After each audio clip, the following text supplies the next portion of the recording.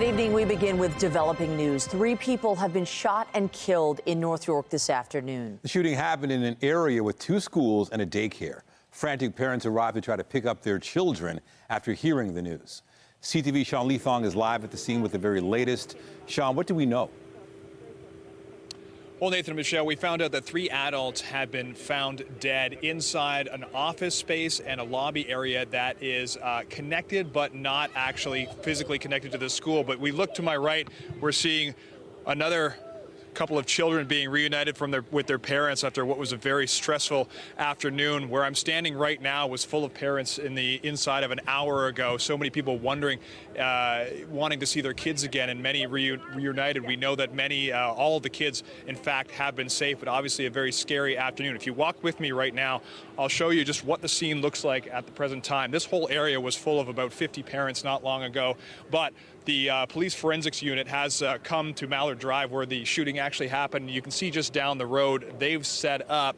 They notified us that there have in fact been 3 adults who have been found dead inside after reports of the shooting at about 3:30 this afternoon. Now, we know that there was a daycare. Obviously, you've seen the children. Not far behind us is the daycare that went into lockdown. There's also an elementary school not far behind us as well, and there is a high school. Now, we're not sure if the high school itself is actually open, but we do know the shooting didn't happen in either of the schools, and we do have some video of many of the reunions that were happening from about 4:30 until about 5:30 today, as so many anxious parents waited to find out the status of their kids. We talked to some parents who hadn't yet found their kids and eventually did, and to some parents just in the moments that they found their kids. Here's what they had to say. I saw a notification on my parent app that the daycare was on lockdown, and I just got up right away and I made my way here. So, What does this feel like seeing this? I mean, it's devastating. There's so many little kids that could be hurt. Better. I'm feeling a lot better. It's still not great. Like, you don't ever want to hear about a school shooting, and like, this isn't a great environment, and there's 4 schools really close by here, 2 daycares, the private school and the high school. Certainly a huge amount of relief. Yes. Relieved, very relieved. So we weren't sure what was going on, so just happy to have him with me and go home. Now, we did want to clarify the shooting did not happen in one of the schools. It was in an office space lobby that is in this area, but not specifically in one of the schools. Now, I talked to some police officers in the area. They said they will not be providing an update right away, but they are expected to speak in the near future. If we do have that happen within the hour, we will bring it to you live if we can. But for now, I have to throw it back to you inside. All right. Thank you, Sean. Well, if you set foot outside today, you no doubt felt it. A dramatic rise in temperature is expected to stick around for several days. The heat coupled with humidity will make it feel like in the 40s at times. The prolonged, potentially dangerous conditions prompting a heat warning and potentially breaking some records. We'll have to wait and see. Our Mike Walker has been sweating it out today. At least he's poolside. He joins us live. How are you feeling this hour? Well, Michelle, it's pretty tempting. I'm not going to lie. I want to jump in the pool as soon as I can. And today is just the beginning of the hot, hazy, and humid conditions we can expect all week long. People we've been speaking with, though, they are embracing these conditions, embracing the sun sizzle, taking advantage of pools like this one, which have opened early for the season. Taking a plunge to cool off from the sweltering heat and humidity. Feels great. It's the perfect week for the pool to open, essentially. Alex Duff Memorial among 10 outdoor pools, the city opening ahead of schedule amid this early summer scorcher. An instant relief. The mercury soaring to the high 30s with the humidex this afternoon, a taste of what to expect all week. A bit much for some embracing the conditions while trying to stay in the shade. I'm already feeling the heat. I wish I went an hour ago. The National Weather Agency warning the prolonged heat event could bring dangerously hot and humid conditions, temperatures feeling more like 40 to 45 degrees with the humidex due to a heat dome. It's like putting the Rogers Center over a good chunk of North America from Atlanta, Georgia to Atlantic Canada. And the air doesn't circulate. It just stays there. The breeze off the lake offering some relief. It's Toronto. It gets humid in the summertime. Come out early and do my walk and then stay in and enjoy the air conditioning. But air conditioning is not an option for everyone, including many schools in the city due to an ongoing repair backlog. They're going to make sure that the kids are safe. hydrated. The Toronto District School Board says of its 582 schools, only 177 have central air conditioning, with large AC units installed at nearly 250 other schools to help create cooling centers, including in gyms and libraries. Some schools have limited classrooms or limited areas with some level of air conditioning, and they'll rotate the kids through it. Health officials warning heat stroke, heat cramps, and exhaustion are all possible when it's this hot out. Seniors and young children among the most vulnerable. They may actually lose a lot of fluids, a lot of electrolytes when they're being active or even just hanging out in sometimes a warm classroom setting. And they may not sweat as much as older people as well. And sweating helps us regulate our body temperature. For those working outside, extra breaks in the shade and hydration is key. This road crew says it feels even hotter working on this mill. It's like being down south in the winter. You just got to make sure you keep drinking water. The city says there are more than 600 cool spaces as part of its heat relief network, including community centers and libraries. The city's 10 outdoor pools were originally scheduled to be open until 8 p.m., but with this heat warning expected to be in place all week long, the city is now extending hours. Some pools will be open as late as 11:45 p.m. Reporting live, I'm Mike Walker. Nathan, back to you. All right, good to know. Thank you, Mike. Let's continue with the hot topic of the day, the heat. Here's a live look at the city. Great day to be out on the water. It's important to remember to stay cool. Temperature is feeling like the 40s this week, so there is concern with that humidex. Jessica Smith is here with a look at the current conditions. Hey, Jess. Hey, we are in that heat warning criteria, and it's important to note that the criteria is different depending on where you are in the province. Into that extreme southwestern corner, it's a little bit higher, and towards Windsor, Chatham-Kent. For us here in the city of Toronto, through the majority of the GTA, from London all the way across to Ottawa, the criteria is 2 or more days at 31 or higher, and we have 2 or more days with lows of 20 or higher, and 2 or more days of humidex values of 40 or higher, and we have that in abundance as we head throughout the week. Now, right now, it is hot out there. You saw that Mike was in the sun. He's sweating. It's hot. We're looking at 29, feeling like 37 when you factor in the humidex. And it really doesn't change much as we head throughout the majority of the week. We're looking at those humidex values into that kind of mid-40 range. Really, the hotter day of the week is likely to be tomorrow, but we stay in heat warning criteria until probably Friday evening. Coming up, I'll have a full look at your long-range forecast, including when some relief is on the way. But right now, it's back over to Michelle.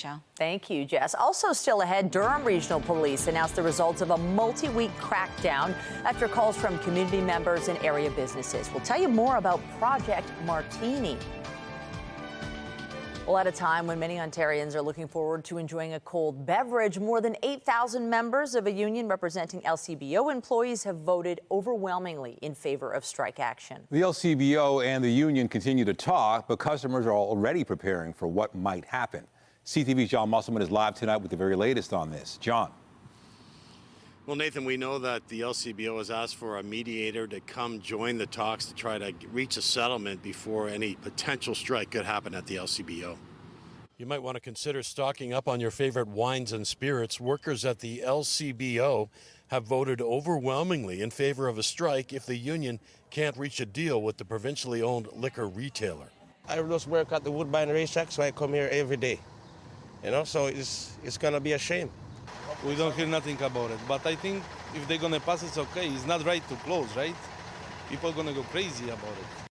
Here's a look at the numbers. The Ontario Public Service Employees Union reports 97% of workers voted in favor of a strike. That's more than 8,000 workers who took part in the strike vote.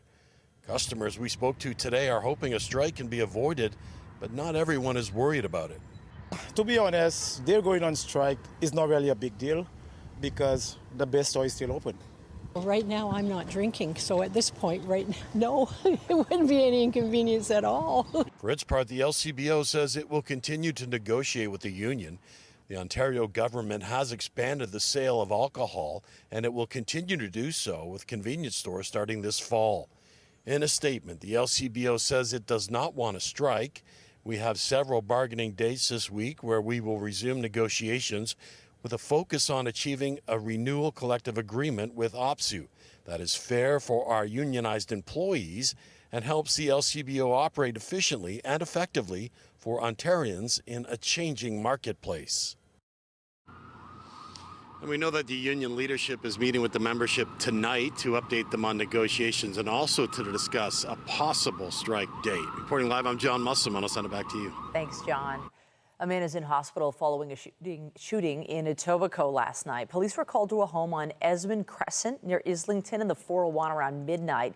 Paramedics say that a man was found suffering from gunshot wounds and was taken to hospital with non-life-threatening injuries. So far, there's been no word on suspects. Police are asking anyone with information to come forward. And one person was taken to hospital this morning after a crash in Stouffville. OPP say a pickup truck swerved off Highway 48 between Cherry Street and St. John's Side Road at around 5:30 this morning. The vehicle smashed through a guardrail. The driver was taken to hospital in critical condition, but their condition has since improved. It's unclear what caused the vehicle to swerve off the road. And York Regional Police are investigating a crash involving a motorcycle in Vaughan. It happened around 3 p.m. yesterday on Highway 7 between Highway 27 and Vaughan Valley Boulevard. The extent of the motorcyclist's injuries have not been released. The cause of this crash is still under investigation. To Oshawa next, where police have unveiled the results of a 5-week-long crackdown on drug and human trafficking dubbed Project Martini. The project came after calls from community members and business leaders to tackle issues they say are plaguing the city's core. CTV's Janice Golding has the details. What you're looking at here is just me, my own documenting of things that I see every day and trying to change things. Andreas Labraco shows us a long list of complaints and suggestions he's raised with the city about rampant drug use and crime. I have people going to the bathroom outside here and I have to clean it up. The downtown Oshawa business owner says the city lost its business improvement area in 2021. Because the downtown core has eroded so badly. I witness things every day that are atrocious. You just see activity happening at night that people just kind of shrug their shoulders at. A block away at B Inked, tattoo artist B. Watkins shares similar sentiments. So we got cameras on our building. We try our best to make sure that we're safe on our end. But in Oshawa, you almost have to expect it. Concerns like these are what prompted Durham Regional Police to launch Project Martini. For 5 weeks, investigators targeted drug trafficking and human trafficking in Oshawa, Clarington, Whitby, and Ajax. Their work resulting in the seizure of about $600,000 worth of street drugs. They include 3 kilograms of methamphetamine, 1 kilogram of cocaine, 1 kilogram of fentanyl, and $30,000 in cash. I want to make sure that everybody understands that if you're going to deal drugs in our city and the region of Durham, you are unwelcome. Beyond that, through the course of Project Martini, DRPS conducted 11 search warrants, arrested 92 people, and laid 113 charges. Police say Project Martini also tackled human trafficking. This project helped 62 different individuals access public health support programs and an additional 38 individuals to access support programs for sex trade workers. Area residents and business people say they're very worried about trafficking in the community. I've honestly seen it firsthand many times here in Oshawa. And, you know, there will be a girl picked up. I've seen men pick up other men, you know, and then where have they gone? People get picked up all the time and disappear, and then you don't see them ever again. I've seen it happen several times. It's terrifying. I'm stepping over top of bodies every day. Andreas Labraco says he loves his city, but not what's happening to it. There's a direct correlation with a lot of the mental health issues and the drug use with human trafficking and drug use. And I just find it all ties into the drugs. And he says the vulnerable in the community need more than policing. They need more supports. Janice Golding, CTV News. Still ahead tonight, a historic moment on the newest border crossing between Canada and the U.S. Meet the workers from both sides of the border who made the final connection. Advanced voting continues in a federal by-election in Toronto, which is being watched closely across our country. Today is the final day of early voting in Toronto St. Paul's. The Midtown riding was held by former Liberal Cabinet Minister Carolyn Bennett for 26 years before she stepped down to become Canada's ambassador to Denmark. A record 84 candidates are on the ballot. The special ballot is roughly a meter long and features 2 columns for all the names. Eligible voters have until 6 p.m. Tuesday to apply to cast their ballot by mail. Election Day is June 24th. And for more details, you can head to elections.ca. A major nightly closure is set for the subway this week. Today through Friday, service on Line 1 will end at 11 p.m. between St. Clair and College, including at Bloor Yonge Station. Shuttle buses will run, as will other service routes and stations on the opposite side of Line 1. The cleanup continues at the scene of a massive fire that destroyed a historic Toronto church. As church leadership make plans for the future, investigators are still trying to determine what started the fire. CTV's Rahim Ladani has the latest. Piercing through the air is the sound of a chainsaw cutting through the historic St. Anne's Anglican Church. And all Reverend Don Byers can do is watch. It's really difficult to see them actually take parts of the church apart, but I know at the same time they have to. More machinery has been brought in to help with the demolition. The Office of the Fire Marshal continues to investigate the circumstances surrounding the blaze, which ripped through the more than century-old building 8 days ago. While the structure's stability is still very much in question, the iconic front facade may be salvageable. They are trying to shore up and preserve whatever they can of the exterior structure. After meticulously securing and sawing through the trusses of the domed roof, this is the first piece being lifted off the church. As this neighborhood continues to grieve the loss of this place of prayer, the community gathered in the parking lot over the weekend, holding their first service since the fire. An important step, says Reverend Byers, towards looking to the future. Well, there's sadness, and of course there's going to be. There was a sense of hope, and again, the community is resilient. I'm really impressed by them. A temporary generator has been installed inside Parish Hall, which is where service will continue for the foreseeable future, keeping the church presence alive beyond the physical building. Rahim Ladani, CTV News. The leader of the federal Green Party says nothing has changed for her. Elizabeth May spoke today about reaching a different conclusion than her NDP counterpart after both read the same report that says some parliamentarians participated in foreign interference. If I'm relieved and he's more upset, that's a subjective question. How was he feeling before he read the report? I was plenty alarmed before I got to read the full report. And the greater context that it provided and the information contained within it was really helpful to me. And I don't change anything I already said, so I won't repeat it. Last week, Elizabeth May said the unredacted version of the parliamentary report includes no list of MPs who have shown disloyalty to Canada. Later in the week, Jagmeet Singh said he is even more alarmed than before after reading the report. He concluded several MPs have knowingly aided foreign governments, saying what they're doing is unethical. There seems to be more questions than answers in this story that continues to play out. CTV's Mike LeCouture has details on why Elizabeth May might have wanted a second chance to explain. It would seem Elizabeth May was trying to bridge the gap between how she was relieved after reading that top-secret report, and Jagmeet Singh was even more alarmed. I was up here, and I read the report, I was really relieved. For nearly an hour, the Green Party leader tried to explain why her reaction to that report was interpreted differently than Jagmeet Singh's. After reading the unredacted version of the report from the National Security and Intelligence Committee of Parliamentarians, the NDP leader said he was more alarmed than before he read it. Now, add to that Prime Minister Justin Trudeau, who said on Sunday that he had some concerns about the report's findings. That report will now be examined by the Commission on Foreign Interference, being led by former Justice Marie-Josée Hogg. Last week, the House of Commons passed a motion to expand the mandate of the Commission to include claims in the NSICOP report.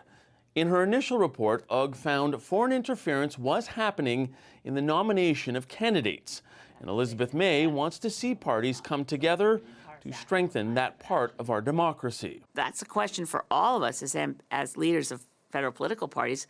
Could we agree that we want to see our rules tightened up before the 2025 election? But before that happens, May wants all party leaders to have what she calls an adult conversation about foreign interference. However, in order to do that, they all have to read the report. Now, Bloc Québécois leader Yves-François Blanchet is in the process of getting his security clearance, while Conservative leader Pierre Poilievre says he'll take a briefing from Canada's spy agency if they have any concerns about his party or caucus. Mike LeCouture, CTV News, Ottawa. In Israel, the prime minister has disbanded the country's war cabinet. Major wartime policies will now be decided by Benjamin Netanyahu's security cabinet. It is a larger group dominated by hardliners opposed to the U.S.-backed ceasefire proposal. The move was made a week after opposition lawmaker Benny Gantz quit the three-member war cabinet in frustration over how the war was being handled. The retired general and member of parliament was widely seen as a voice of moderation. NATO says 23 of its 32 members will meet the alliance's goal for military spending. The United States' military presence in Europe remains essential for the security and stability of the European continent. But Europeans are doing far more for their collective security than just a few years ago. NATO wants its members to allocate at least 2% of GDP to defense this year. The guideline was set in 2014 after Russia annexed the Crimean Peninsula. Only the U.S., the U.K., and Greece met the spending minimum back then, and there were less than 10 members reaching it 5 years ago. Last week, the Canadian government said it's on track to meet the guideline soon. Meanwhile, Ottawa says sending a Canadian warship to Cuba was meant to send a message of deterrence to Moscow. HMCS Margaret Brooks sailed into Havana Harbor on Friday. At the time, a Canadian official described its visit as routine, part of long-standing cooperation between Canada and Cuba. The patrol ship arrived 2 days after a Russian submarine and a frigate pulled into port. Both the U.S. and Cuba said those vessels pose no threat to the region. But today, Canada's defense minister said there will be no hesitation in doing what is required to protect our national interest. It is our job to ensure that the Navy does what is required to establish Canada's presence, naval capability, and commitment to safe and open waterways. From the very first moment that those Russian vessels entered into the Atlantic and began their journey down the eastern seaboard, Canada and the United States worked collaboratively together in order to track the movement of those ships. And as they entered into Cuban waters, we were able to continue into the Havana Harbor. That was part of the job. The Russian warships left Havana's port today after a 5-day visit following planned military drills in the Atlantic Ocean. The exercise was seen by some as a show of strength amid tensions with the West over Moscow's war on Ukraine. Now to a moment decades in the making. Construction of the Gordie Howe Bridge at the Windsor-Detroit border reached a pivotal milestone Friday. Both sides connected for the first time. Canadian and U.S. iron workers shaking hands on what is now officially an international crossing. The experience, as you'll see, was really special. High above the Detroit River, a beam is lowered into place, permanently connecting the Canadian and U.S. sides of the bridge deck. The historic moment in a monumental project captured Friday with this spectacular sunrise handshake. Yesterday I went home for Father's Day and both my kids, they're like, "Dad, is that you?" Like, "Yeah, boys, that's me." Jason Huggett overcome with accomplishment as he greeted his American counterpart. His 20 years as an iron worker culminating in this iconic gesture. Well, I walked out there and just a big hello, how you doing? About time we got to shake hands. You know, you look across there and you see him for the last 2 years, and actually put a name and a face together. It was really something special. And turns out the feeling was mutual. Able to come finally join together with the Canadians was really cool because, you know, been on this job for 2 years putting up iron. So then finally to be able to shake hands with them and learn their names and, you know, talk to them and stuff like that was, you know, really an accomplishment. Casey Whitson is a second-generation iron worker. His father helped build the Renaissance Center, and now he's part of an all-new chapter for Detroit and its landscape. Probably the best moment in my career. It's, you know, one of the biggest jobs, it is the biggest job in North America. They both say coming together wasn't easy. The rules are different in each country. Their lives are in each other's hands. The work is hard, and it's not done yet. The $6.4 billion bridge is scheduled to open just over a year from now, in late summer or early fall 2025. The result will be the longest cable-stayed bridge in North America, an all-new iconic link with our largest trading partner. And at 2.5 kilometers end-to-end, the Gordie Howe International Bridge will be the 10th longest of its kind in the world. And with 6 lanes of traffic, it's estimated the bridge will cut cross-border travel times by 11 to 18 minutes.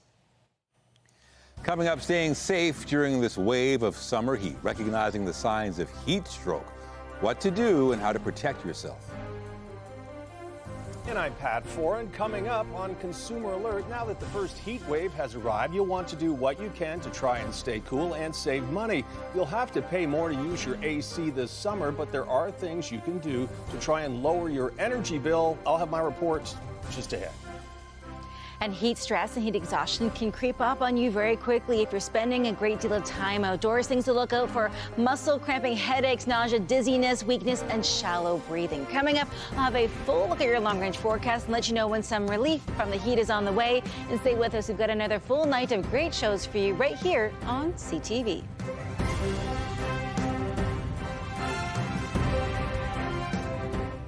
As we enter into our first heat wave of the season, many of us are trying to do our best to stay cool. It's not just about being comfortable. It's also about trying to be efficient and keep your energy costs down. Here's our Pat Foran and Consumer Alert. Pat. Thanks, Michelle and Nathan. Cooling and heating your home accounts for about 60% of your electricity costs, and hydro bills have increased about 8% over last year. As you try to keep cool this summer, you'll want to try to save money too. It's expected this year to be a hotter than normal summer in Canada, and as the heat rises, so does the cost of keeping your home cool. You're going to use more energy and spend more money to keep the same amount of space just as cool. If your window or central air conditioner isn't as efficient as it used to be, there are a few things you should check yourself before calling for repair. First, start with the air filter. Well, a dirty filter is a common problem for window and central ACs. It restricts the airflow, which reduces the AC's ability to cool the room. For window units, they typically have a reusable filter you can vacuum and wash with soap and water. For central ACs, check the manual to see how often the filters should be replaced. You'll most likely need to replace your filters more often if you have pets, because their hair can clog up the filters faster. A ceiling fan can help cool you down even if you don't have air conditioning, or even if you do. Ceiling fans don't actually lower the temperature in a room, but cool you off by moving air around. We have the ceiling fans on all day long on the entire house to help it cool off. And it's important because, one, it saves our electric bill somewhat, and two, it really helps extend the life of our AC. When used with an air conditioner, you can raise the temperature about 2 degrees Celsius and feel just as cool.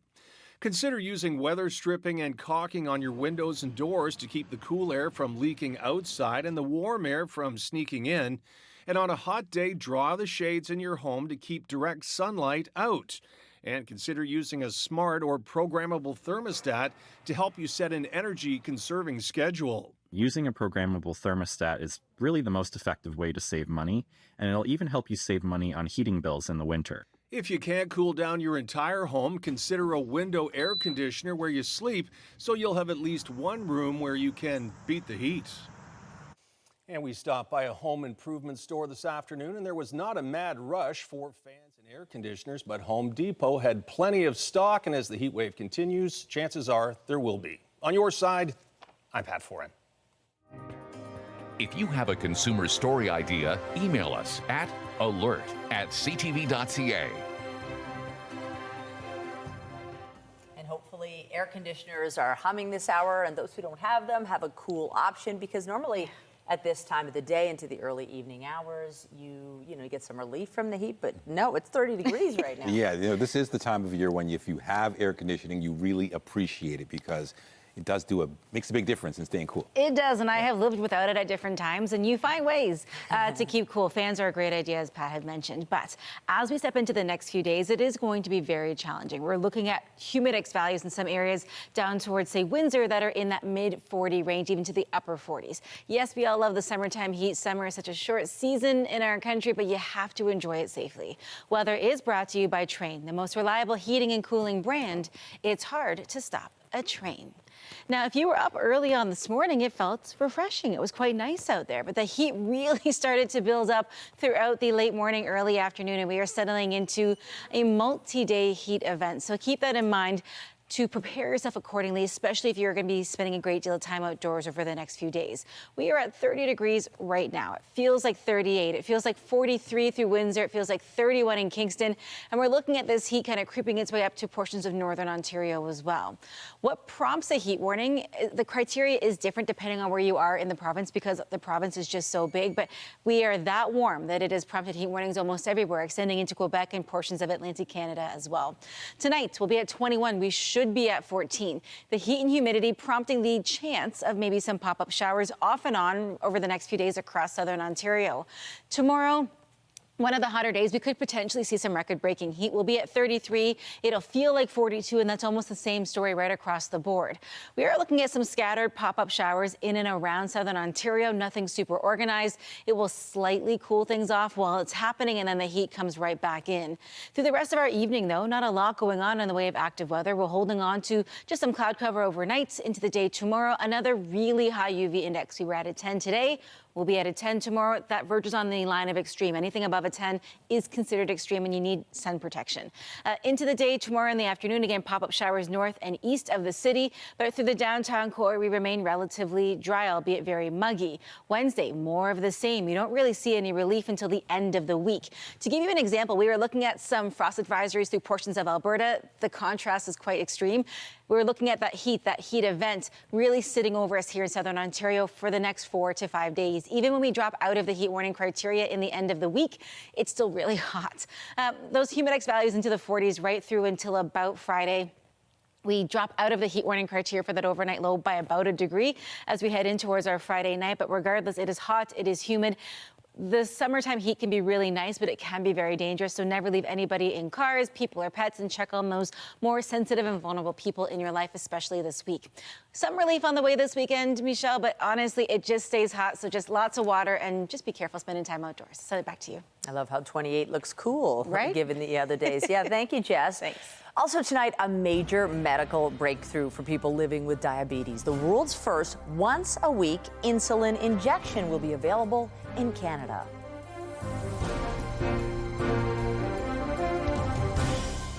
Summer weather is upon us, but that also means we need to take certain precautions to make sure everyone stays safe. Our health reporter Pauline Chan has more on the dangers of heat-related illnesses. The warm weather is certainly welcome, but also carries risks. As we move into this week, it's certainly on the mind of all of the ER physicians. Heat-related illnesses include heat cramps, the more serious heat exhaustion, and even heat stroke. Emergency physician Dr. Tasleem Nimji likens it to a ladder of escalating symptoms. People might initially start to feel a bit more thirsty, start to feel a bit more tired, but as that progresses, weakness, nausea, real fatigue, lethargy will start to happen. And you even get to the point where people have heat stroke, and that's where people can even have sort of altered mental status and be very confused. And it can be lethal. So when we're in heat stroke territory, we can see multi-organ failure, and absolutely we can see death. The elderly and small children are more vulnerable as their bodies are less able to regulate their body heat. We also have to think about pregnant women. Their bodies are working twice as hard, and they are certainly more susceptible. And then I would also say people with comorbidities. So if you have cardiovascular illnesses, for example, or are on certain medications that might impact the body's ability to respond to the increasing heat. Dr. Nimji says stay hydrated, try to move to cooler locations like inside air-conditioned places, and you can use cold, wet towels to cool someone down. And certainly I would say if you're at that point, like you want to be calling 911, you want this person to be seen by a physician. And the Toronto Humane Society says don't forget our furry friends can also get heat stroke. Bulldogs, pugs, and chow chows are particularly vulnerable. Pauline Chan, CTV News. Canada is set to become the first country in the world to have access to weekly insulin injections. The insulin will be sold in Canada under the name Weekly. The once-a-week insulin injection was approved by Health Canada in March. It's for people living with type 1 and type 2 diabetes. Manufacturer Novo Nordisk calls the weekly injection a world first. The drug will be available on June 30th. The U.S. Surgeon General says social media is a contributing factor in the mental health crisis among young people and is now asking Congress to require warning labels on social media platforms. When adolescents spend more than 3 hours a day on social media, we're seeing an association with a doubling of risk of anxiety and depression symptoms. And the average amount of use per day among adolescents is nearly 5 hours. So that's deeply concerning to me, not just as Surgeon General, but as a parent myself. Now, a warning label would help parents to understand these risks. Many parents don't know that those risks exist. And we have data from tobacco warning labels that in fact tells us that they can be helpful in changing awareness and changing behavior. The doctor says just using warning labels is not enough to make social media safe, but it would be a part of the steps needed. Last month, Ontario school boards filed a lawsuit against the world's biggest social media platforms, alleging the addictive qualities of the apps have impacted students' learning, disrupted classrooms, and impacted mental health. After the break, we'll take you to New York for the premiere screening of Celine Dion's new documentary. E-Talk's Lainey Louise on the red carpet as the singer shares her painful journey with a rare neurological disorder.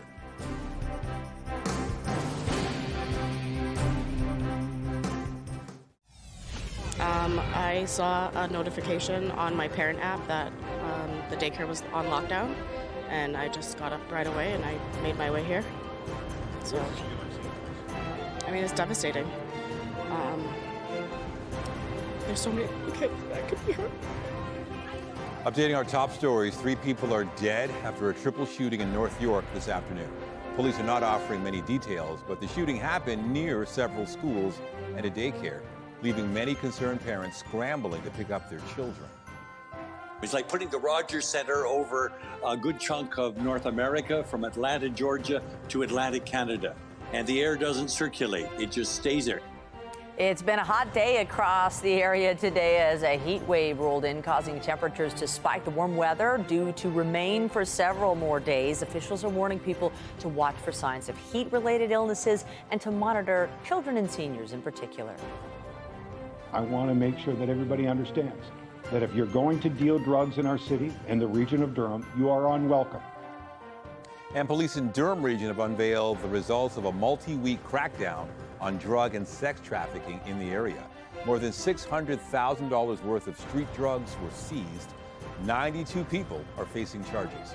Remember to keep up to date day and night through our website, ctvnewstoronto.ca, and by downloading the CTV News app. And if you have a news tip, photos, or video breaking news, let us know. It isn't great news for mining investors. Metal prices are under pressure. Andrew Bell of B&M Bloomberg brings us the latest in business. Hello there. Investors who thought last month's record high copper prices would hold have seen their hopes dashed. Copper fell again today, hitting an 8-week low on soft economic data from China. Last month, that nation's growth in industrial output slowed, and there were faster declines in real estate investment and home prices. Aluminum, meanwhile, hit a 2-month low after data showed China's production of the metal hit a record high. On the markets, the Canadian dollar was at 72.86 US cents, up a fraction. WTI oil, the North American benchmark, was at $79.72, up $1.67. Western Canadian Select, by our latest fix, was at $63.64, down 68 cents. And the TSX Composite finished at 21,587.88, down just over 51 points. That's the latest in business. I'm Andrew Bell of B&N Bloomberg. The Business Report is brought to you by Canadian Western Bank, the bank built for business. Home sales in the GTA declined 22% last month compared to a year ago. The latest figures on Canada's housing market shows a slowdown, with sales down and prices flat. CTV's Garrett Berry has all the details. This latest data doesn't show much movement in the housing market yet, but many experts think that's coming, and fast. Numbers released today on housing sales show a sleepy market in May, according to the Canadian Real Estate Association. Sales slightly down at 0.6%, and prices down too. One index shows a decrease of 0.2%. People don't want to buy at the max either. If they know they're at the top of the market. This St. John's agent says June's interest rate cut will probably get things moving across the country. It starts to make a difference in like the bigger markets like Vancouver and Toronto. It makes a huge difference. But a bump in demand likely won't bring a spike in prices, according to the Canadian Centre for Policy Alternatives, who say that even with June's cut, the cost of borrowing money is still high. It's still a lot more expensive than it was 4 or 5 years ago to carry a mortgage. And so therefore, this big increase that folks are concerned about in terms of house prices just doesn't seem as likely as it might have been. Affordability is on everyone's mind. Today, an update from the CMHC showing a slight increase in housing construction, but not enough to fill the country's housing deficit. The fact that it's bounced back is a little bit of good news, but it was after a couple of months of weak results. But also the level remains concerning because we need drastically more housing supply. We probably need to double this level. Newfoundland and Labrador provides a good example of the size of this country's housing challenge. The CMHC says about 60,000 units need to be built here in the next 6 years to hit affordability targets. But last month, just 61 new units were started. Garrett Berry, CTV News, St. John's. Thornhill's Milos Raonic made history today. He set an ATP record for aces in a 3-set match. Use.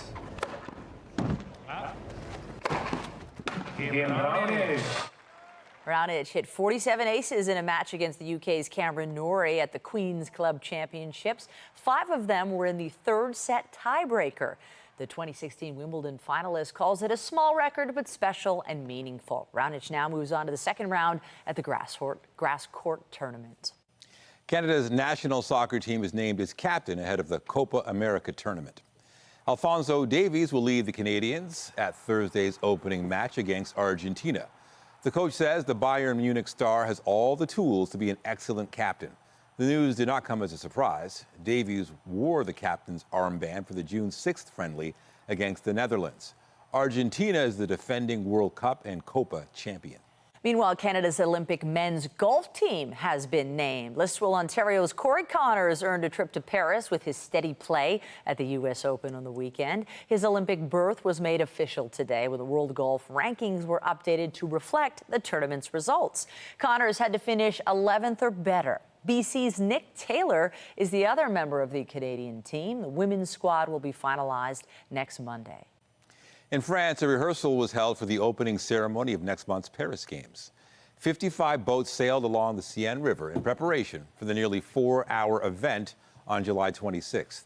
About 200 Olympic delegations will join the parade on more than 80 boats along the 6-kilometer route.